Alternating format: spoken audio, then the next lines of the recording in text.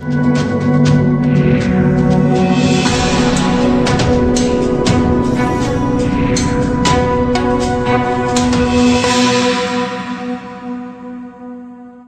Case में शाहरुख खान के बेटे आर्य खान इस वक्त मुंबई के आथरी रोड जेल में बंद हैं। ड्रग केस को लेकर आर्य खान के मामले में एक नया खुलासा सामने आया है, जिसमें एनसीबी के साजिश की बात कही और शाहरुख खान की मैनेजर पूजा ददलानी के नाम का भी जिक्र किया गया है। आर्य खान वाले इस केस में गवाह प्रभाकर सैल ने एफिडेविट के जरिए बताया कि गोसावी के कहने पर वह येलो गेट पहुंचे थे। प्रभाकर ने बताया कि उन्होंने गोसावी को कहते सुना कि 8 करोड़ समीर बानखेड़े को देना है। उन्होंने यह भी कहा कि एनसीबी ने गवाह बनाकर 10 ब्लैक पेपर पर दस्तखत लिए थे। दरअसल आर्य खान की गिरफ्तारी के दौरान 2 अनजान शख्स की चर्चा रही। इनमें से एक किरण गोसावी हैं, जिन्हें एनसीबी ने स्वतंत्र पंच बताया था। प्रभाकर सैल नाम के शख्स ने अपनी नोटरीकृत हलफनामे में चौंका देने वाले खुलासे किए हैं, जो सीधे सीधे एनसीबी की साजिश की ओर इशारा करते हैं। हलफनामा में पंच प्रभाकर ने दावा किया है कि वह किरण गोस्वामी के पास बॉडीगार्ड के रूप में काम करता था। उन्होंने यह भी कहा कि वह क्रूज पर हुई रेड वाली रात को गोस्वामी के साथ ही था।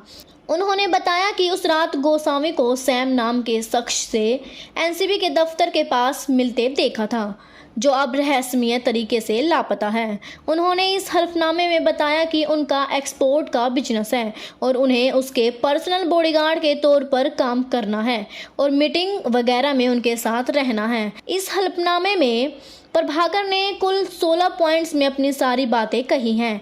इस हलफनामे में कहा गया कि 8 सितंबर को केपी गोस्वामी वासी के सेक्टर 18 में शिफ्ट हुए। 27 सितंबर को बाय रोड अहमदाबाद गए और मुझे वासी ही रहने को कहा। 1 अक्टूबर को उन्होंने फ़ोन पर बताया कि वह रात 9:45 तक पहुंच रहे हैं और फिर वह सुबह 7:30 बजे निकल गए।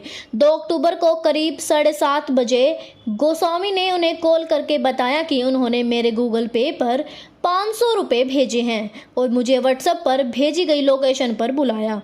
जब सीएसटी स्टेशन पहुंचकर मैंने लोकेशन देखा तो वह एनसीबी ऑफिस का था। वहां पहुंचकर जब उन्होंने ड्राइवर विजय सूर्यवंशी से केपी गोस्वामी के बारे में पूछा तो उन्होंने बताया कि वह एनसीबी अधिकारियों से बातचीत कर रहे हैं। वह 10 बजे रात तक उसी ड्राइवर के साथ रहे। किरण गोस्वामी और एनसीबी अधिकारी नोवा से निकल गए और उन्हें वहीं इंतजार करने को कहा। जिस रात रेड पड़ी उस रात करीब 12 बजे गोस्वामी ने मुझे ग्रीन गेट पर आने को कहा। वह कार में बैठे और हम आगे बढ़े। वह कुछ खाने पीने का सामान लेकर आए थे। हम वापस ग्रीन गेट पहुंचे और अंदर गए।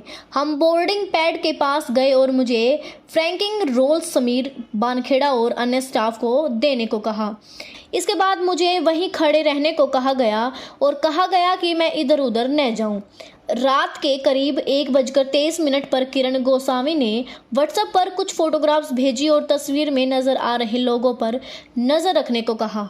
मैं 7 बजे तक वहीं रहा। इसके बाद गोस्वामी ने इनोवा कार अंदर लाने को कहा और खास तौर पर कहा कि CIS ऑफिसर को कहूं कि समीर बानखेड़ा ने कार अंदर लाने को कहा है। इसके बावजूद येलो गेट से उन्हें एंट्री नहीं मिली तो गोसावी बाहर आए और गाड़ी में कपड़े बदले, फिर ग्रीन गेट के अंदर गए। सुबह 10:30 बजे मुझे केपी गोसावी में बोर्डिंग एरिया में बुलाया और मैंने देखा क्रूज बोर्डिंग एरिया के एक केबिन में आर्य खान थे। उनके साथ मुनमुन धमेजा और कुछ और अन्य लोग भी थे। इसके बाद करीब 12:30 बजे किरण गोस्वामी एनसीबी अधिकारियों के साथ आर्य खान को इनोवा में बैठाकर एनसीबी के ऑफिस ले गए। इसके बाद 1 बजे गोस्वामी का फ़ोन आया कि मुझे पंच के तौर पर कुछ पेपर्स पर साइन करने होंगे और मुझे एनसीबी ऑफिस बुलाया। मैं पहुंचा तो समीर बानखेड़ा ने मेरे साइन लेने के लिए अपने स्टाफ किसी सालेकर से कहा। सालेकर ने मुझे आधार कार्ड का डिटेल मांगा, जो मेरे पास तब नहीं था। मैंने उन्हें व्हाट्सएप पर सॉफ्ट कॉपी भेजा। प्रभाकर ने उस घटना वाले दिन का जिक्र करते हुए कहा, एनसीबी के ऑफिस से 500 मीटर दूर केपी गोस्वामी ने सैम डिसूजा नाम के एक शख्स से मुलाकात की थी।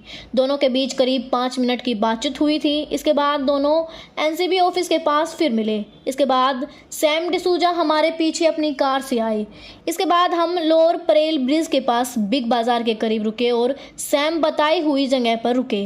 जब तक हम लोअर परेल पहुंचे, गोस्वामी फ़ोन पर सैम से बात करते रहे और कहा कि तुमने 25 करोड़ का बम रख दिया है, चलो इसे 18 पर फाइनल करते हैं, क्योंकि हमें 8 करोड़ समीर बानखेड़े को भी देने हैं।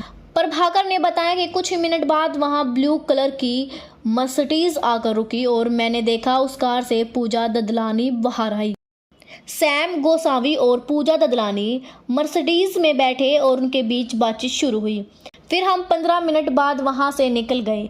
मैं और केपी मंत्रालय पहुंचे, फिर गोसावी वासी के लिए निकल गए और मुझे कहा गया कि इनोवा कार लेकर इंडियाना होटल के पास ताड़देव सिग्नल पर पहुंचूं और 50 लाख रुपए कलेक्ट कर लूं। मैं करीब सुबह 9:45 पर पहुंचा, जहां एक कार आई और पैसे से भरे 2 बैग मुझे दिए। इसे लेकर मैं वासी गोसावी के घर पहुंच गया। बता दें, प्रभाकर ने रेड के समय के कुछ वीडियोस भी बनाए थे और तस्वीर खींची थी। इनमें से एक वीडियोस में गोसावी को फ़ोन पकड़ते नजर आ रहे थे। उनका फ़ोन स्पीकर पर था और वह आर्य खान की किसी से बात करवाते दिखे थे। उन्होंने अपनी इस हल्फनामे में यह भी बताया कि उन्हें अपनी जान को खतरा लग रहा है। उन्होंने लिखा कि केपी गोसावी फिलहाल गायब हैं और अब मुझे डर है कि एनसीबी के अधिकारी या इससे जुड़े अन्य लोग मेरी जान न ले लें या केपी गोसावी की तरह मुझे गायब न कर दें। जैसे कि बड़े केस में देखा है कि गवाहों की जान अक्सर ले ली जाती है, इसलिए मैं यहाँ सच बता रहा हूँ। समीर बानखेड़ा ने प्रभाकर के इस आरोप को लेकर कहा कि यह एफिडेशन एनडीपीएस कोर्ट में है और हम वहीं इसका जवाब देंगे। असल न्यूज़ ब्यूरो रिपोर्ट।